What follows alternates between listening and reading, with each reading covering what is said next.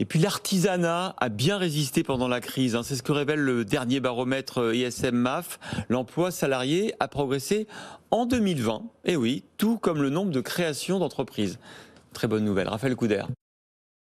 L'artisanat a limité la casse pendant la crise. L'an dernier, le nombre d'artisans salariés a progressé de près de 2% par rapport à 2019, soit 28 000 emplois créés, une prouesse, alors que globalement, dans l'ensemble du secteur privé, plus de 300 000 postes étaient détruits, en cause notamment la forte demande dans le BTP, explique Catherine Elie, à l'origine de cette enquête. On s'est rendu compte que les Français, qui étaient beaucoup chez eux pendant cette période, finalement ont engagé des travaux de rénovation, et le travail de rénovation, les travaux de rénovation, c'est le principal marché de l'artisanat du bâtiment. Et donc ça a conduit mécaniquement à des marchés en hausse.